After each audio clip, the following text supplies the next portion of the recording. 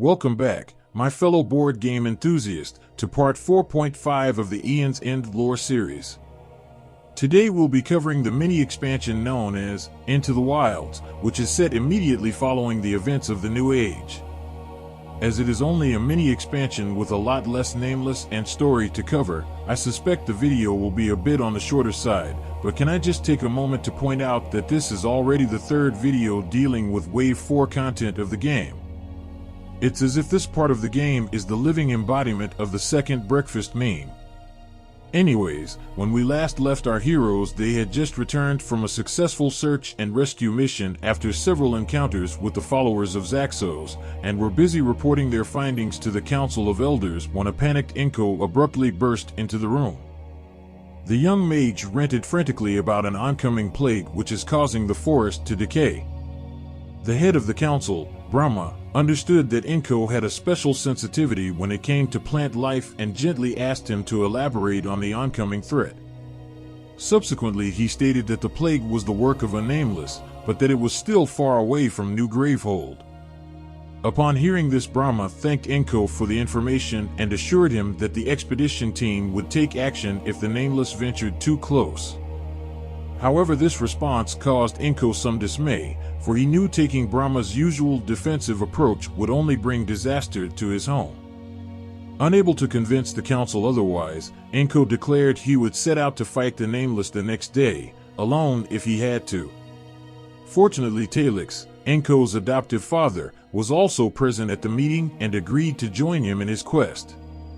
When the sun next rose, our team of adventurers headed to Inko's house to offer their aid as well. They expected to be greeted with joy, but instead Inko was more anxious and frantic than ever. It turned out Inko's good friend, Razara, and her pet, Rip, had disappeared. Evidence suggested that after hearing about the plague Nameless, the reckless Razara set out to take care of it for Inko, ahead of everyone else. Sensing the urgency of the situation, our team of mages set out immediately on their second rescue mission in as many days. They were guided by Inko, who could sense the path Razara had taken through the forest. Barely an hour had gone by before everyone realized the dire situation Inko had warned them about. The forest was dying much quicker and closer to New Gravehold than they had thought. If they had taken the wait-and-see approach Brahma suggested, there would have been no forest nor food left before the week had ended. With each step Inko took, his powers rejuvenated the plants and trees around him, though it only healed a mere fraction of the total decay. Suddenly, Inko stopped in his tracks, beckoning ahead of him. The team cautiously peered through the tall brush to find a remnants of a fierce battle on the other side. Strewn about on the charred ground were the bodies of the followers of Zaxos. They had clearly been engaged with a Nameless, and from the looks of things they suffered a major defeat, perhaps due to the absence of their leaders. Upon closer inspection, the team also found that the followers had in their possession a couple of artifacts belonging to New Gravehold. How they obtained these boded ill. Either they had some hidden means of entering the city, or there was a traitor in your midst. Additionally, there was one more thing that stood out, a couple of mysterious glowing glyphs arranged in a circle on the ground. But both these mysteries would have to wait, as an injured Rip stumbles into the clearing as well. Inko is overjoyed to see his friend's companion, and after a brief nuzzled reunion, the metallic creature dashes away again, beckoning the party to follow. A couple minutes of frantic running later, the group of mages happen upon a grove filled with more of the glowing glyphs. Barely inside the grove, they notice the wind pick up as a fierce flapping could be heard. Suddenly a flying Nameless, the wailing, burst onto the scene from the sky. Much like the Blight Lord, this Nameless has the ability to turn objects into crystals. However, it was far more fearsome as it didn't need physical contact to accomplish this. Merely being hit by its screeching cries was enough to turn sweat into sapphire. Still, it was no match for our group of veteran explorers, who made quick work of their bat-like foe. Now encountering Nameless this frequently and close to each other was highly unusual, leading the mages to theorize that the glyphs they've been finding have been attracting the Nameless. Though this only served to raise new questions, Who has been making these glyphs and why? With no time to ponder it over, our breach mages continued onward once more.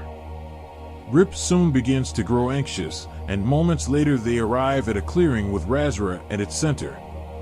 She was being held in place and completely immobilized by a crisscrossing network of vines.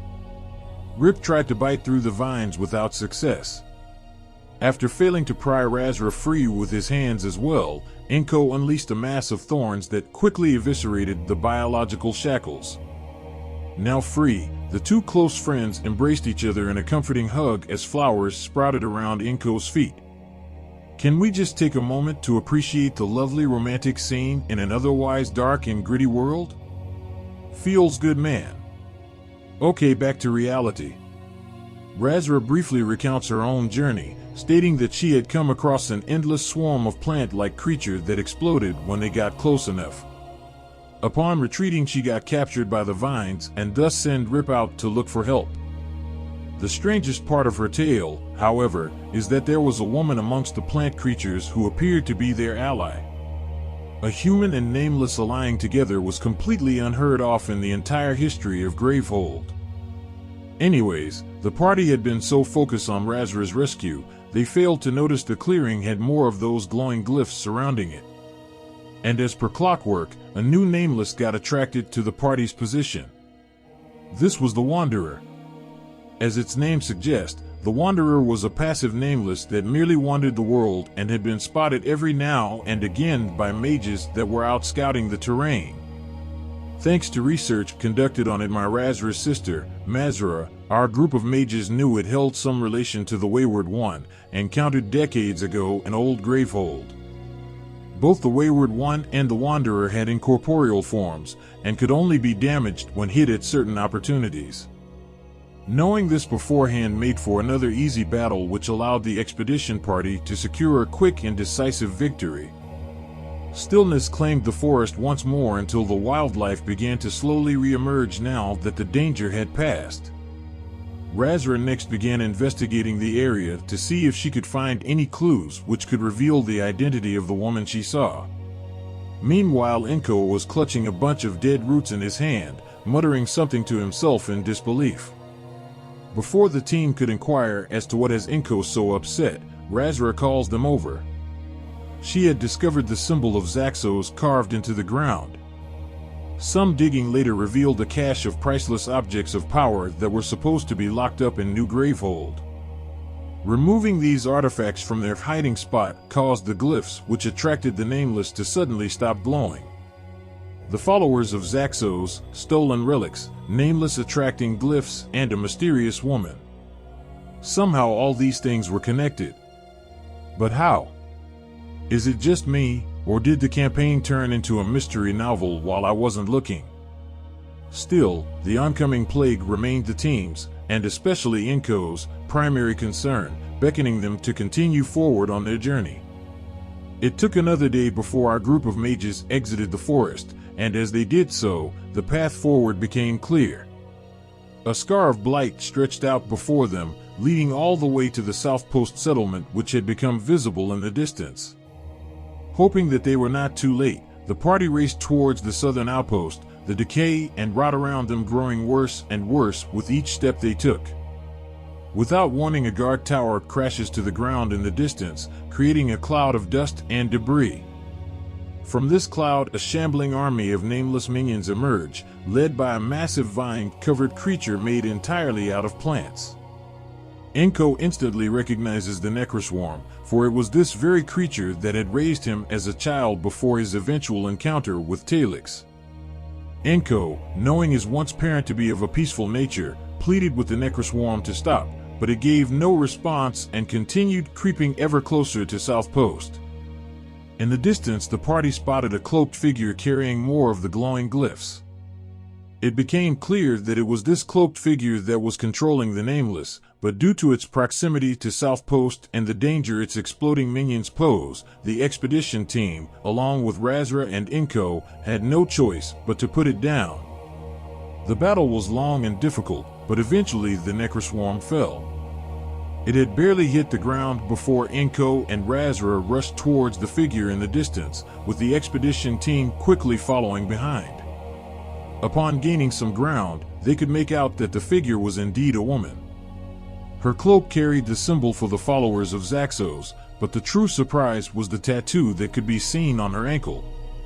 It was a mark given only to the most accomplished veteran mages in all of New Gravehold. No one in the party could believe this to be true, thinking it to be some kind of ploy, until the woman casted powerful breach magic to slow down her pursuers. With her superior knowledge of breach magic that shocked our party, the mysterious woman managed to deftly escape. Things are finally beginning to click into place. We have a high-ranking mage who would have access to the relics of New Gravehold and is working with the followers of Zaxos in order to control the Nameless. Only the motive remains completely unknown at this point, as even the followers of Zaxos had always strived to gain power merely to protect Gravehold and never tried to attack it. Moving on, this left our group of mages with no choice but to abandon the half-destroyed Southpost settlement and immediately return to New Gravehold and report on the existence of this traitor. The very next eve, upon hearing news of a traitor, none on the Council of Elders so much as batted an eye. They knew all along of her existence, maybe even her very identity, but chose not to act. Brahma explained that had the public learned that there was a traitor amongst them, the ensuing chaos would have left New Gravehold vulnerable to attack. Yet again, she chose merely to wait and defend.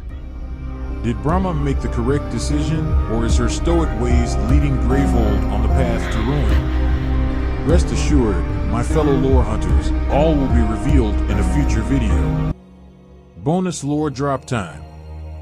Based on the description of the spells the traitor casted during her escape, she appears to have used Monstrous Inferno, Disintegrating Scythe, and Consuming Void, which are all spells known to have been used by the first generation of breach mages in Old Gravehold. Lining this up with the fact that she is a veteran mage all but confirms our mystery woman is one of these 5 suspects from the original game. Reeve, Jana, Fiedraxa, Mist, and Kadir.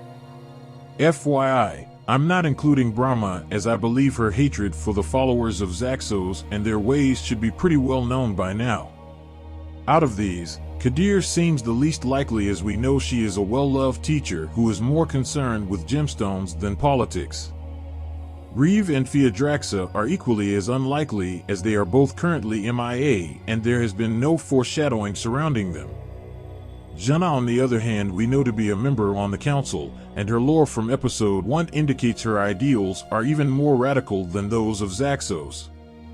Then there is Mist, who is a bit of a wild card, especially since, as explained at the end of my part 2 video, she is currently possessed by a being from the void.